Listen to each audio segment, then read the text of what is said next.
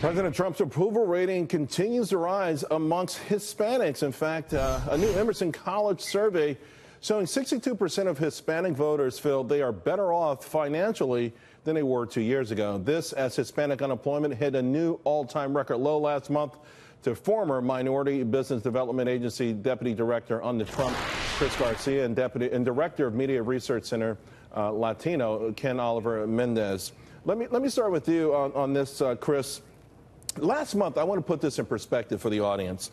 When the jobs numbers came out, the one thing that hit me the most, 164,000 more Hispanics entered the labor force.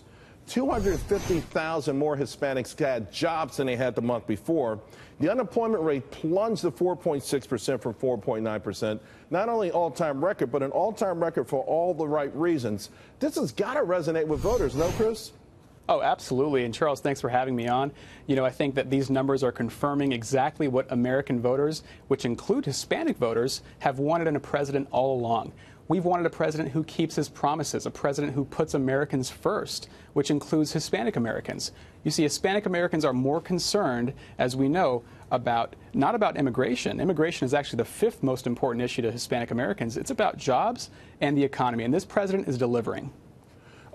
Ken, having said that, were you shocked at this Emerson poll? It came out of left field. I mean, 62%. The average in the country is 42%, but 62% of Hispanics in this poll said they are better off now than they feel better off now than they did 2 years ago. Yeah, of course, Charles, that wasn't news on Univision or Telemundo, but the fact is this comes on the heels of the Harvard-Harris poll, which had the support among Hispanic voters for President Trump's handling of the economy and stimulating jobs now at 57%. So the numbers keep going up and up. The support for the policies very high. So it's interesting because you mentioned the Hispanic or Latino media there. What about the other side of this? The sort of the narrative from the Democrats and the scenes. What happened at the border. Do you think ultimately, though, because people think of that and it tugs people's hearts, and it seems to me, at least in the non-Hispanic media, that this is what gets played up a lot. We never hear about these extraordinary things that have gone on within the Latino community. Ken? Well, this just goes to illustrate, it really illustrates the disconnect between the average Hispanic voter in the country and perhaps the average Hispanic viewer of Univision or Telemundo and what they're getting. Because the average Hispanic voter is seeing results, is seeing jobs. You know, it's news for them when hundreds of thousands of Hispanics are getting jobs in the milestone month of June, which hit an all-time record low of Hispanic unemployment. Although, Chris, we know anecdotally these things, we always feel these things, right? You know when your cousin got a job and, you know, when you feel like, hey, we also learned that in May we had a record amount of Americans quit their jobs, an all-time record. You know when people feel like, hey, I'm quitting this job because I'm confident enough that I'll find a better paying job. I mean, we hear it all the time, we know. And it's got to, but it's ironic because at the dinner table, a lot of families will say, hey, so-and-so just got a new job, but I'm going to vote for the person that depressed the economy anyway. I mean, that's an interesting thing. How do Republicans get over that? Well, I think that, firstly, you've got to have the Republican Party has to continue its outreach to Hispanic voters, period. Did they ever start? That's the question. You said continue. I don't know if I've ever seen them start.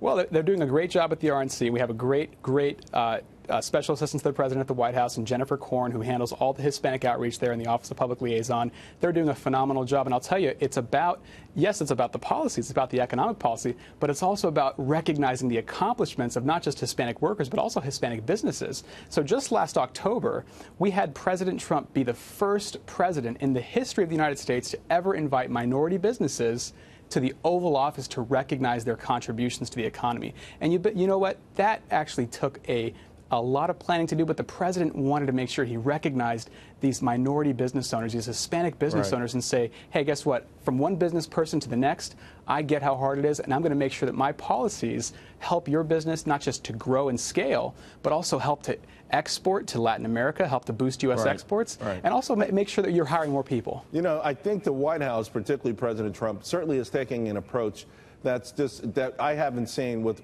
the Republican Party in general, particularly when it comes to cheering on the gains for blacks, the gains for Hispanics, the invitations he's made to the White House, the initiatives, including prison reform, things like that, that really resonate in those communities.